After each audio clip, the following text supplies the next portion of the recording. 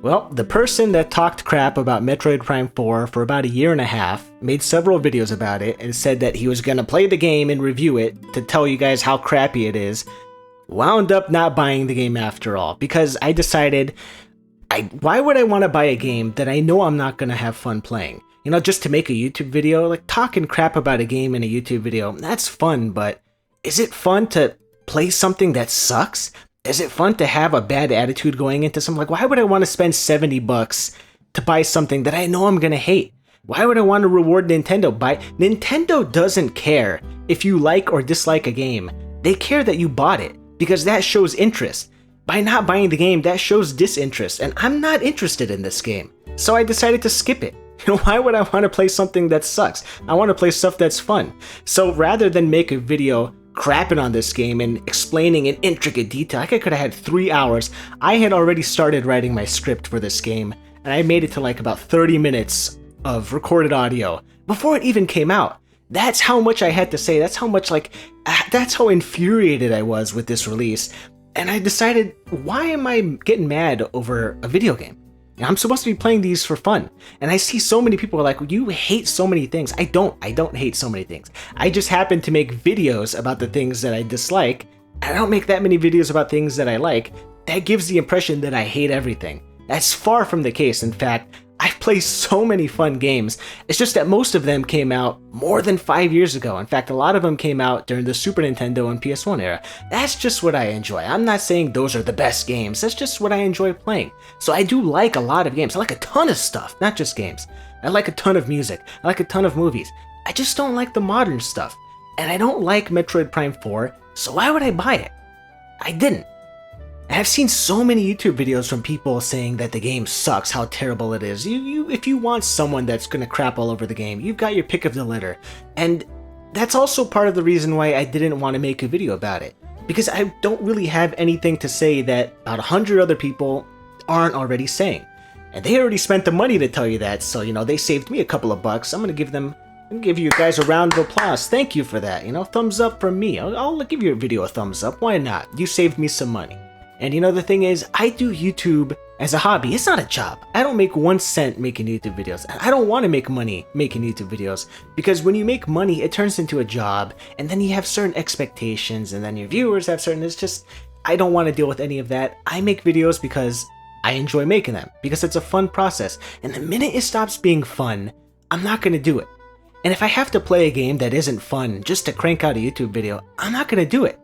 And on one hand, I do feel bad because I feel like I owe people a Metroid Prime 4 video, since I've been talking crap about this game long before people started jumping on the hate bandwagon.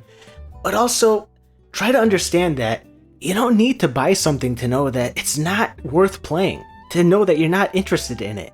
And I'm not going to ever tell you that Metroid Prime 4 is a terrible game that nobody should play. The only way to know that you're going to be interested in this game is to jump into your mind and to see the way that your brain works and know why you think the way you think. I cannot fix your brain if you're the type of person that thinks Metroid Prime 4 looks amazing.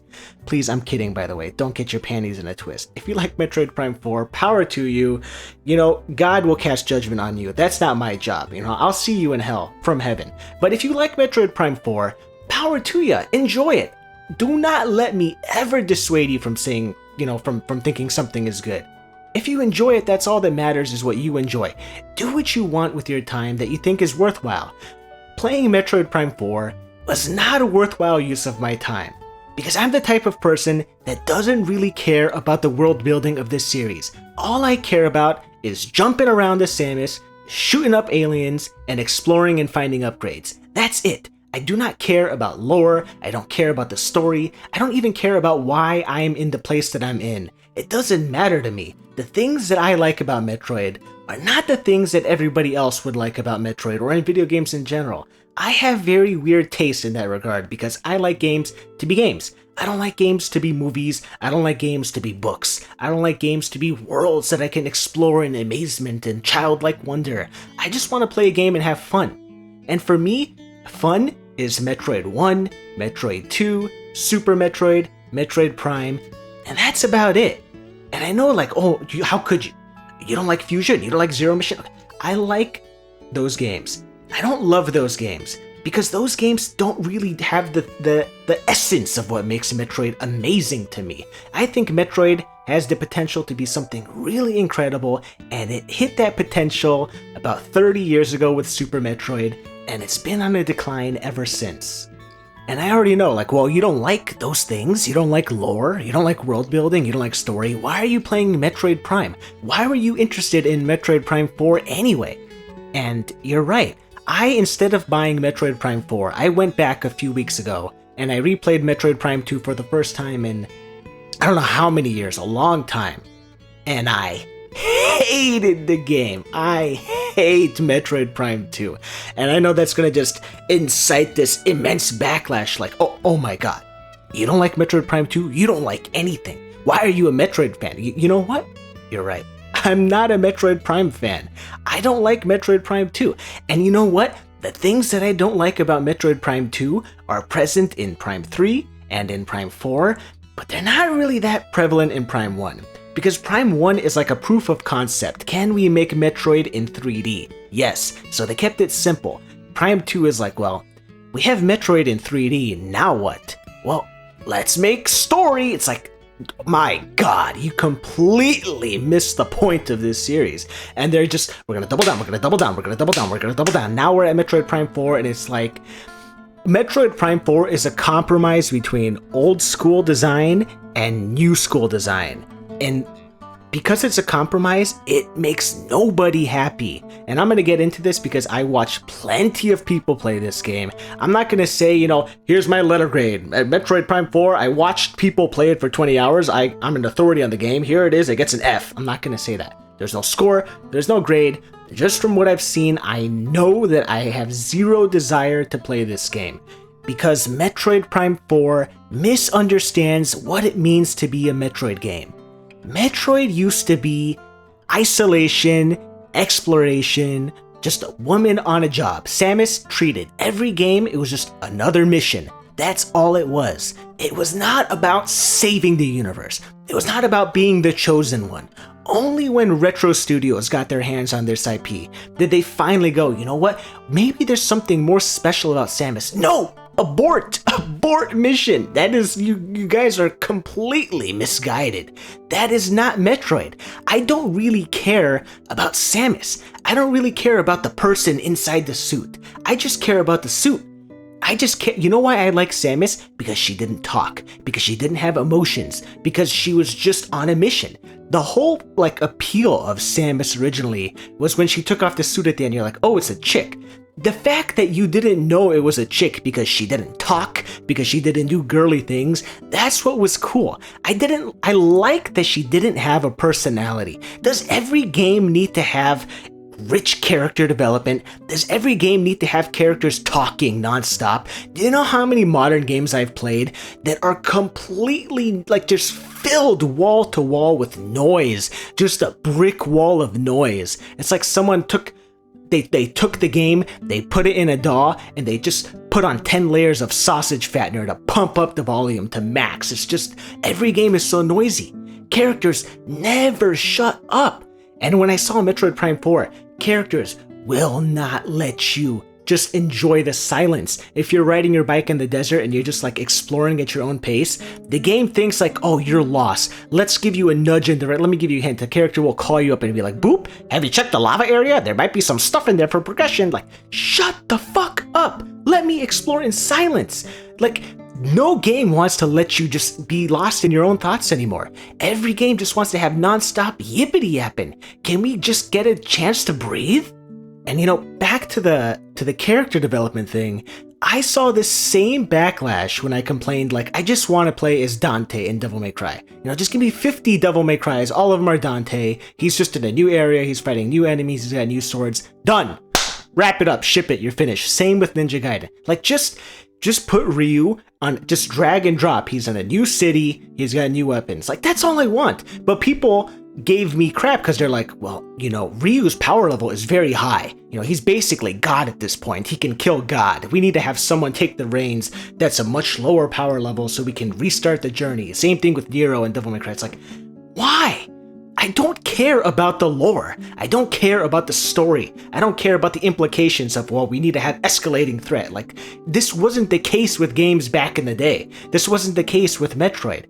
When Samus went on a new mission, it was just another mission. It wasn't, oh my god, Samus has all these power-ups. She's gonna just completely wreck every enemy in this facility. We can't use Samus anymore. They just, okay, we're gonna take away your power-ups. In Super Metroid, they didn't even give you a reason for why Samus has her power-ups missing. They're just gone. You don't need a reason. I don't really care. I'm not gonna be like, well, you know what? I had Spider Ball from Metroid 2. Where's that? Where's Spring Ball? Where's all my super missiles that I collect? I don't care about this.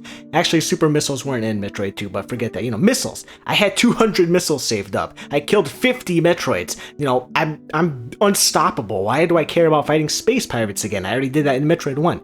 I don't care about the lore. I don't care about the story. I don't care about what happened in the past. I just care about having fun. But because so many people place so much importance on the lore and on the world building and on the character development, we wind up with an experience like Metroid Prime 4, where the story is completely ensconced around the entire experience. You cannot avoid it. The 2D Metroid has went down the same path, where they're like, more story, more story, more story.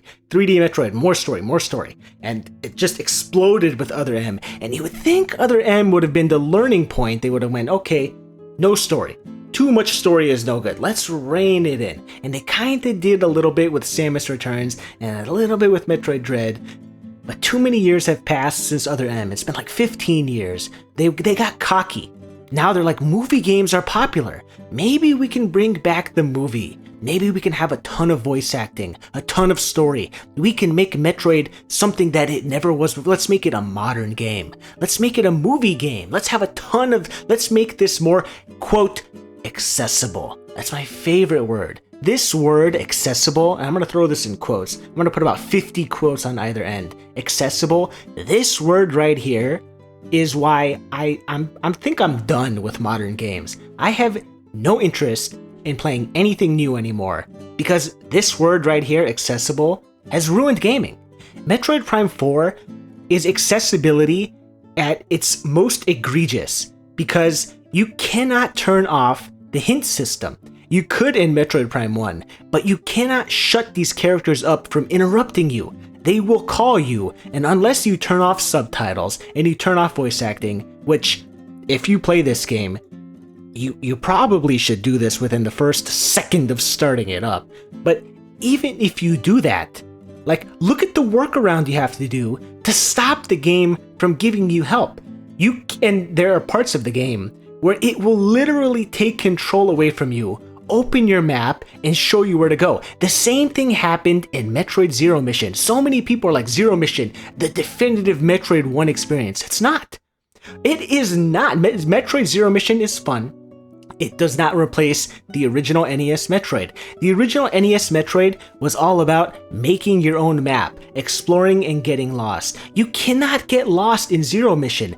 Every time you want to progress, you need to curl up into a ball at a Chozo statue. It opens your map and it puts a dot on your map on where you need to go next. It is so linear and handholdy. It completely misses the point of the original Metroid. But because it's more accessible, everyone's favorite word, accessible, because it's easier to digest, a lot of people prefer it. That doesn't make it a better game, especially when it doesn't really accomplish the same set of goals that were set up with the first game. You don't get that same experience. I'm not drawing my own maps with Metroid 1. Look at the maps from people that played the NES Metroid 35 years ago. They have them like on sheets of computer paper. They're all taped together. The tape is yellow and flaking apart, and it's all folded and covered in dust. It's like uncovering a Necronomicon that's been buried underground and sitting and collecting dirt for the past 50 millennia. Like, look at this ancient video game hand-drawn map, my friend. Who's drawing maps anymore? For any game? Are you drawing maps for Metroid Prime 4? Do you need a map for Metroid Prime 4? Do you even need the in-game map? The hub is a big, empty, open, vacant desert wasteland, and the little Disney theme park, Futureland, Imagination Land, Adventureland, these little attractions, these themed areas, they're linear. So that's what I meant about this being a compromised experience, because there are two schools of thought that went into making this game.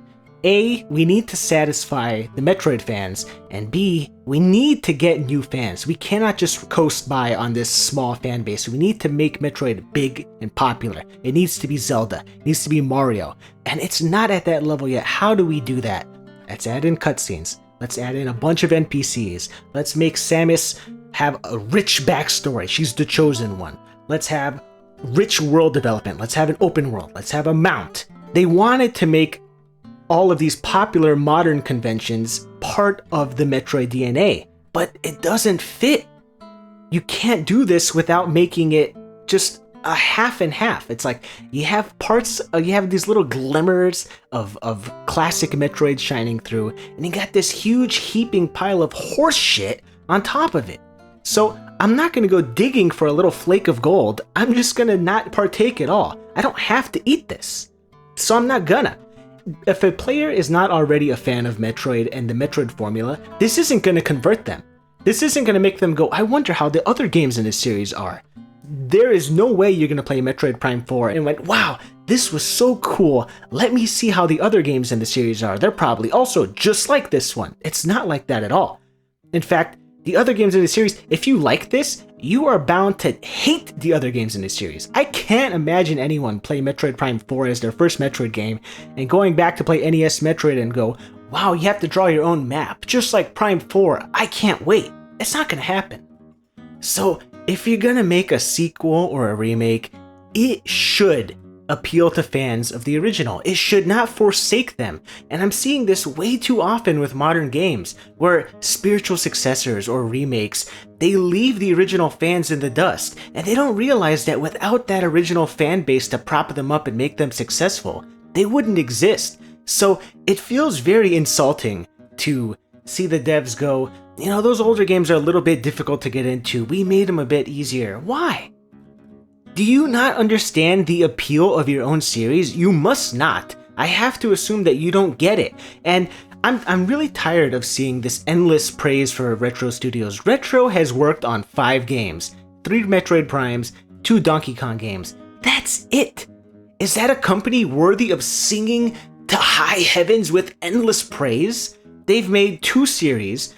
Those Donkey Kong games, they're identical to one another. Metroid Prime 1 is great. 2 is, I think it sucks, and 3 is also bad.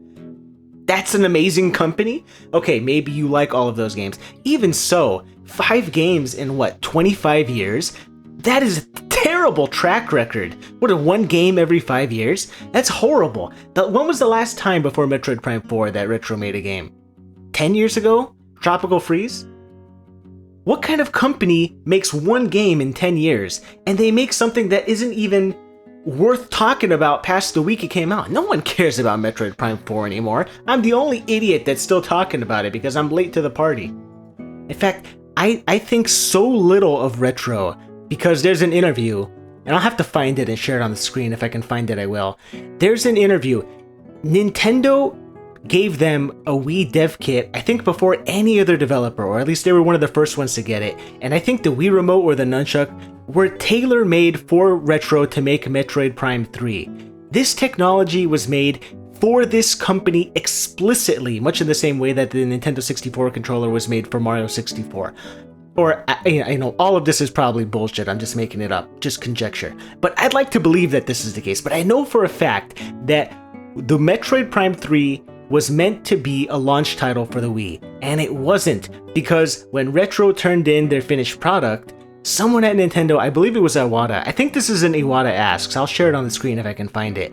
Iwata said, this is not good enough. This is not up to our standards. They sent back the finished product to Retro to polish it further.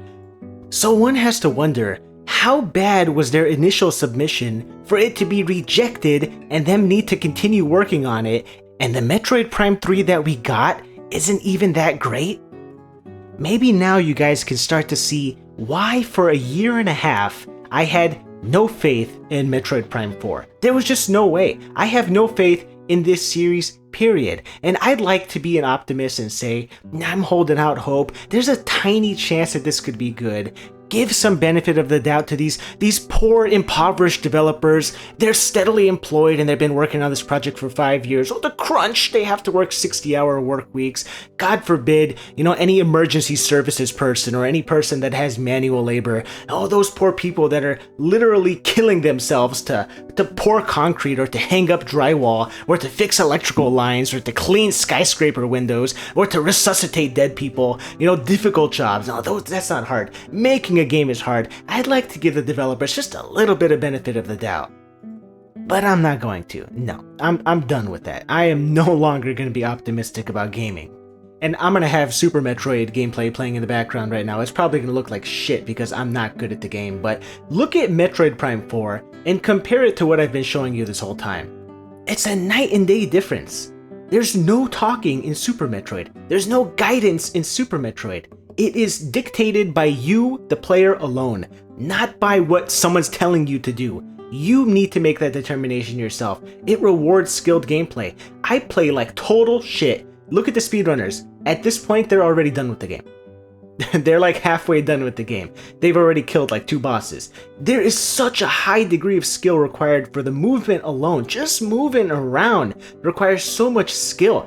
It's such a beautiful game that is challenging if you want it to be challenging, and it doesn't need difficulty modes like the Metroid Prime series has the different difficulty modes. It changes the enemy health and the amount of damage they deal. Super Metroid, look, if you want this game to be challenging, sequence break and try the bosses in reverse boss order. You can make it as challenging as you want. It'll be more challenging than any Prime game.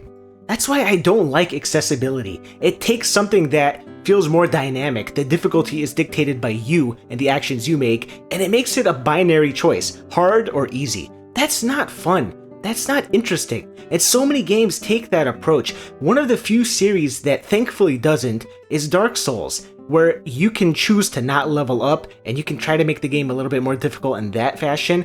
That's interesting to me, even though I don't really care about FromSoft's modern output, or any of their older games for that matter. They're Kingsfield. But at least you can say those games don't take the easy road of just giving you a difficulty slider. I hate sliders. I hate giving you these different options. Balance the game one specific way and give the player different ways to make it challenging through their actions and gameplay rather than just pumping up damage numbers or health pools. That is like the most boring way you can go about making a game more challenging. And guess what? That's modern Metroid. That's Metroid Prime. That is not interesting. So I'm just not going to play Metroid Prime anymore. Like, if I play any Metroid Prime, it's going to be the first game. But really, if I want to play Metroid, I'm looking at Super Metroid and Metroid 2 on the Game Boy. Metroid 2 is... I just replayed it, like, early December. It's so good. It's so fantastic. No map in that game. You don't need it. Unlike the first Metroid, it's a little bit more linear in its design. You can't really get lost because there's acid pools that lower when you kill the requisite amount of Metroids. So you can't really get too far ahead of yourself and there's no need to backtrack. It's very smart design for a game that's like 30 years old now, and it looks fantastic. It looks way better than the original Metroid, and it's in green and black. 2 colors, it looks fantastic. It sets a haunting atmosphere with that. Just turn off the sound. The music sucks in that game, but just the visuals alone are just fantastic. You can just soak in that rich, isolated atmosphere. There's not one single letter of dialogue that whole game. There's not one breath of exposition. And when you pick up items, unlike Super Metroid and Super Metroid, like when you pick up missiles, it doesn't matter if it's your 50th missile pickup, it'll still say, here are missiles, here's how you fire them. Metroid Prime, it's even longer. Like, try saving in Metroid Prime. You have to wait like 20 seconds to save and leave. In Metroid 2, when you touch a save point, you press start, instantaneous save, and you're on your way. There is no animation, there's no loading. It just is a tiny bar at the bottom of the screen that tells you your different statuses and like your ammo and health. It'll say saved. That's it.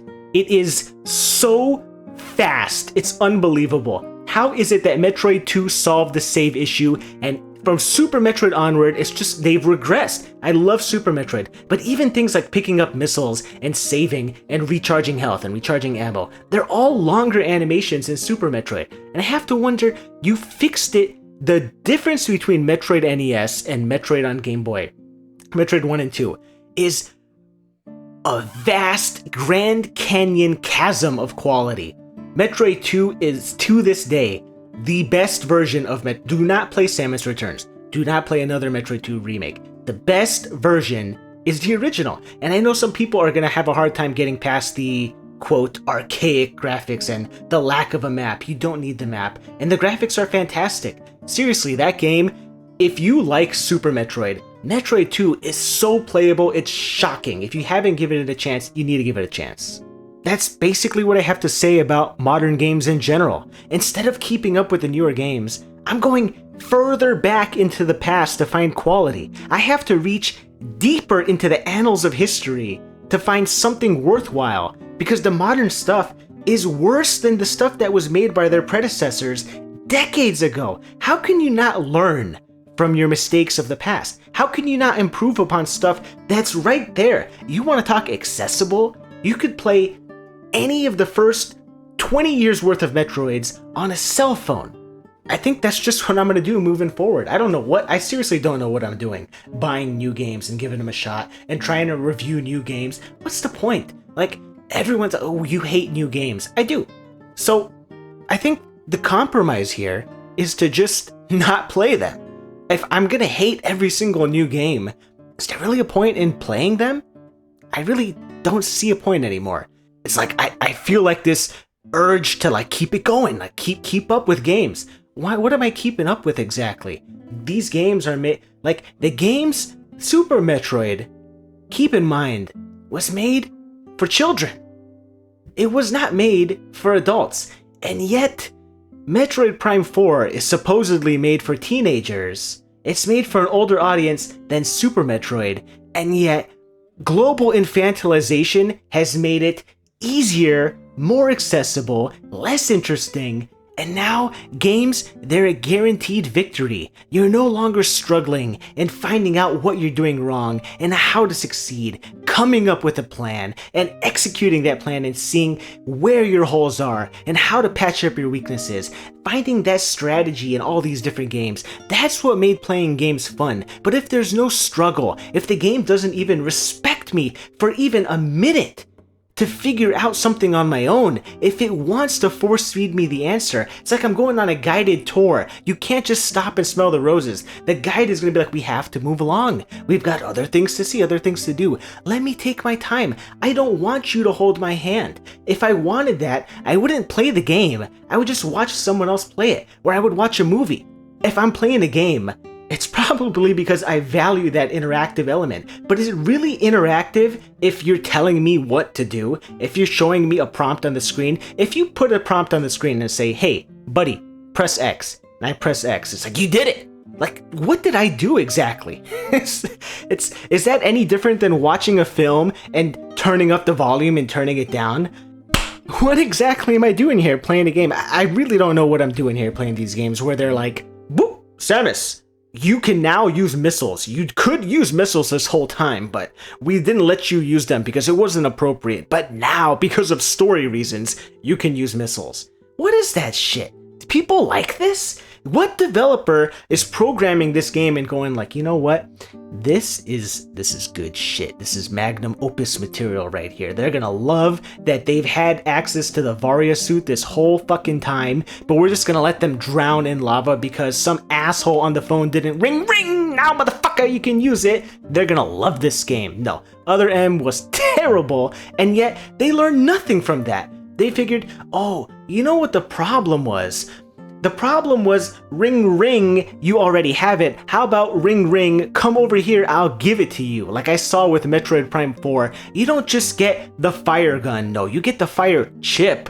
You gotta drive back to base camp so the engineer can turn it into the fire gun. It's just one step extra to give purpose to this NPC, because that's what makes the game interesting. Are you kidding me? You're forsaking the pacing and the flow of the game to make some asshole relevant? And the apologists, the people that go, well, you know, that guy in the beginning of Metroid Prime 4, that heavily tutorialized segment, it's not like that the whole game. It's only an hour. you know, you can't sit through an hour of blah blah blah. No, I can't sit through an hour of blah blah blah. Look at this. I've played 30 minutes of Super Metroid, and have I wasted any time whatsoever talking to people? Have I had to, oh Samus, make sure to save? I've done like 50 fucking missions in the canon. Why do you need to tell me open your map? Tell me. These characters act like they know Samus better than she knows herself. You see an armored enemy, Samus, use missiles on that armored enemy. It's so belittling. Like, I can't believe anybody worked on Metroid Prime 4 and has played a single solitary other Metroid game. Because if you did, you would realize how moronic you would have to be. You have to have not one brain cell left to think that this is something that resembles Metroid. Other characters are telling Samus how her kit works? What?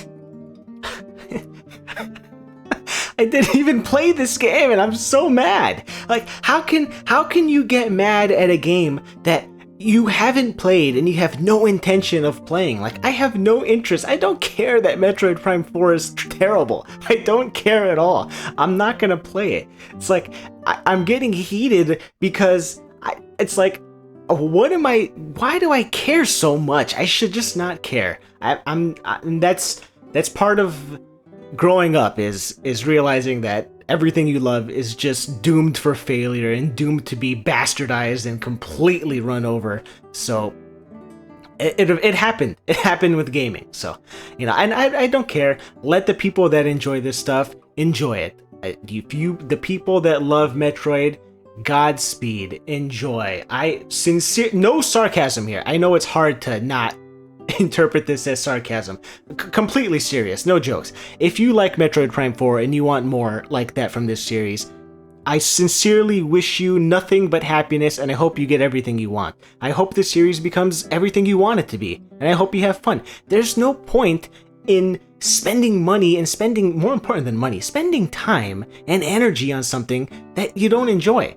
So if you enjoy Metroid, if you enjoy modern Metroid, that's awesome. Continue enjoying and continue having fun with it. Me, I know what I like. I know what I wanted out of this series. There is not a chance in hell that this series is going to offer me what I want out of it anymore. Totally fine. Totally accept it. I will be here for the next however long I'm left on this doomed rock, playing Super Metroid and having a wonderful time. I don't need to play new games to get my kicks. I'm not like that anymore. I've played Onimusha for the first time this year. I loved it. Not Onimusha Warlords. I've played that years ago. I love that. But Onimusha 2. I played Onimusha 2 for the first time. That like catapulted like top 20 favorite games I've ever played. It's so good. And like I'm still discovering old games like that every year. Playing games I've never played before and having a fantastic time.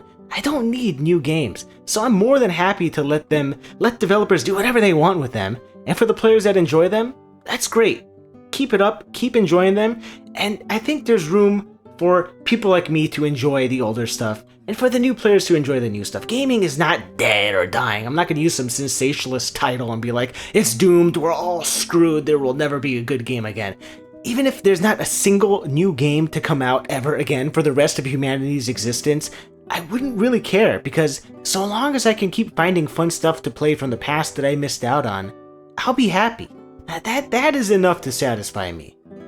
I don't even need to replay most of the Metroid games. I talk so much crap about Metroid Prime 2, I might as well just spend this part of the video talking about what it is that I don't like about it. Basically, my problem with Prime 2 is that it is way too combat focused. It is a first-person shooter rather than a first-person adventure game. And the distinction here, I don't mean the ammo. I mean, this game has too much emphasis on combat in general. There are so many points in the game where you're locked in a room, and then dark space pirates will ambush you, and before you get the dark visor, I don't even think you can, maybe I'm wrong, because I'm not a Metroid Prime 2 expert, but it just seems like you're just wasting time firing missiles until it eventually times out and they leave. That happens way too frequently. And I know Metroid Prime 1 had the ghost chozos, but those are limited to like, what, 2-3 rooms? Not ambushing you as you progress through the game, and even then, they're easy to dispatch. These dark space pirates, they're just annoying. And I didn't like the Ghost Chozo. I was hoping to see less of this in the sequel. Instead, they made it more obnoxious. That applies to a lot of problems with Metroid Prime 2. Like, it's not just the fact that there's more combat than ever. It's that you're spending more time fighting these enemies than ever. Once you get to Sanctuary, the combat, it just becomes a full-blown shooter at that point. There are spider enemies where once you destroy their like control module on their head, they start spinning around and you need to boost ball into them to stop them, and then you need to bomb their little exposed core at the bottom to blow them up. And they respawn. Why are you putting so much combat for? Look how long it takes to kill an enemy in Super Metroid. I'm killing most enemies with one missile. I'm not even using super missiles. I have to spend so much time in combat encounters in Prime 2. I didn't play this game for combat. And the bosses, the one thing about Prime 2 that people love to praise is the boss fights. I think the bosses are terrible. You fight so many of them in Sanctuary, like there's like 4 bosses back to back that you fight in morph ball form. What are you doing? Like, the backtrack to get power bombs is so far. Why does Prime, and I think even in Dread, why do they wait until the end of the game to give you power bombs? Like, you get power bombs less than an hour into Super Metroid. Like, I don't know where I'm at in the footage, but I'm pretty sure I'm pretty close to getting power bombs if I'm not on the way to get them right now. Why do you need to go all the way back? You're hoofing it halfway across the planet. It's going from like London to sub-Saharan Africa to get power bombs, and you gotta fight the power bomb guardian, and he's a pain in the ass. And then you go back to Sanctuary and you fight another pain in the ass, that little robot, and you gotta boost ball between rails to hit the weak point, and the hitbox is the size of a freaking mosquito. It's obnoxious. Why do you have to fight so many bosses, and why is there so much morph ball in general? Sanctuary, there are parts where like there are these electromagnetic one-way rails, and if you deign to step onto one by accident, like, let me explore and see what this way is, you fall down a ledge, you are trapped. Now you have to spend 25 minutes doing a morph ball puzzle for missile expansion. How dare you waste my time like this? It's the most obnoxious thing ever. This whole game is a waste of time. Every time you want to go to and from Dark World, you have to watch an animation. I understand the limitation of the GameCube. It wasn't powerful enough to have seamless transfer between worlds back and forth. I get it. But the problem is, if you can't do it well, don't do it at all. If the animation is going to be this tedious, don't do it. And what really gets to me about the Dark World is the entire Dark World area is not connected in a seamless fashion like Light World. You'll frequently come upon a dead end. I can't go this way. I need to backtrack to Light World, find a different portal into Dark World, and now I can go to that Dark World section. You want to talk about backtracking being a problem in Metroid Prime 1? Prime 2 has much more frequent backtracking. It's not these lengthy distances, but it's a bunch of micro backtracking, constantly going back to Dark World portals to go in and out. The key hunt at the end of the game, it's not that bad once you know where everything is. It doesn't take that long to round them up. I don't know, maybe an hour, or 2 hours if you know where they are, or hour, I don't know. It doesn't take that long. But why do I need the Dark Visor to even start the hunt? And why do I need to get the Light Suit, the last upgrade, to get half of them? This feels like a band-aid solution. There's so many Metroid games that don't seem to understand how to handle progression and backtracking. They think, oh, I'm gonna spend 5 minutes doing a morph ball puzzle for a power bomb expansion, or go all the way back to the Dark World version of Aegon Waste for missiles. For what? You want me to get 100% completion for a cutscene where Samus takes off her helmet? Wow, that's rewarding. And there's so many morph ball puzzles in Prime 2 where the reward is like the missile version of the dark and light ammo. Who uses these? Even in Prime 1, you get like the missile versions of the various beam upgrades. At the end of the game, you get them so late. Who uses them? This is just item bloat. It's pointless. And once you kill like a main area boss in Prime 2, you need to retreat to a room to watch a cutscene to complete the area. Then you need to backtrack to the Sky Temple to talk to a guy to gain access to the next zone. So this complaint about backtracking being a problem in Prime 1, I think Prime 2 not only has more frequent backtracking, it's worse. It's less interesting. I'm backtracking for a cutscene. It's horrible. And copy and paste these arguments for so many Metroid games. Almost all of this applies to Prime 3, just with more story. Thank God, I wanted more of that. But why don't I enjoy Fusion? it's too linear, the backtracking is saved for the very end, and the backtracking is just grabbing missile upgrades. And why don't I like Samus Returns? The structure of Metroid 2 hinges on not having a map. When you have a map, it's like following a straight line when you play the game. It's pointless. Metroid 2 was designed to not need a map. When you put it in, or if you're playing the original with a map on your computer monitor, you're ruining the experience of the game. And the same thing with like Metroid 1. If you're not drawing your own map for Metroid 1, then you're gonna realize like, this is kind of crappy. I would rather play a newer Metroid. The appeal of the first Metroid is that it's the only one that you feel compelled to draw a map. There are different elements like this to the Metroid games that I enjoy that you can't really get from most of the newer entries, and you certainly can't get them from any other modern exploration platformer like any indie game that you see on Steam. Like, I'm not gonna get into talking about Hollow Knight or any of those popular indie games, but I think if you made it this far without skipping around or tuning out, I think you can kind of get a grasp on what I'm looking for from a game like Metroid. And when I talk about like these games, does it sound like I'm a Metroid fan? I don't think I'm a Metroid fan. I regularly replay Super Metroid and Prime 1. I occasionally slot in some others like Metroid 1 and 2, Zero Mission, maybe Fusion. That's it. So I guess I should never have been interested in Prime 4 at all. Some vestigial remnant of me was like, maybe you should keep an eye on this, maybe there's something there. There's nothing there. I'm not a Metroid fan. Maybe in that sense, there are people that should like Metroid Prime 4, because I don't think it's veering that far off course from where the Prime series was really heading down anyway. I guess that's it. I have nothing left to say about Metroid at this point. Everything I needed to say, I got off my chest, and I don't think I have anything left to say about modern games either. I can't name a single game coming out in 2026 that I'm looking forward to. There's nothing. That doesn't mean that, man, I hate games, I don't want to play games anymore. I'll find a ton of games to play. I have so many games. I'm replaying Final Fantasy 12 right now for the uncountable time. Is that even a word? And I'm gonna probably replay Final Fantasy Tactics after that. The original, not the Evilist Chronicles remaster with its horrible depth of field filter and this weird textured burlap sack trying to make it seem like, I don't even know, it looks so, I hate the filters and I hate the smoothed out look of the game. I've talked about remakes and remasters plenty of times, I'm not going to get into it. I have so many games to play, I don't need to really buy new games. So I think if you're looking for someone that's going to be talking about new releases, I'm sad to say I don't have much interest in many that are going to come out this year. I have nothing to say. Like, why would I spend $70-80 on a game and go, look guys, I hate to break it to you, but this game, it has forced walking, it's got a ton of cutscenes, it's got a ton of hand-holding stuff, the tutorial doesn't let up for 5 hours, it's 50 hours long, so there's a ton of bloat. Just, I feel like I'm going in circles repeating the same points in so many videos. That's not fun. I don't think anybody wants to hear Grandpa yelling about the good old days all the time and hear me talk in circles for the 50th video. I've made I don't know how many videos at this point. I'm sure I've repeated myself dozens of times about all these subjects already. So that's it for Metroid. That's probably it for modern games too, but that doesn't mean I won't have other fun topics to discuss moving forward, and hopefully this year will bring about some more interesting stuff in that regard. Maybe talk about some subjects that I otherwise wouldn't talk about because I'd be spending so much time playing games that I don't have an interest in.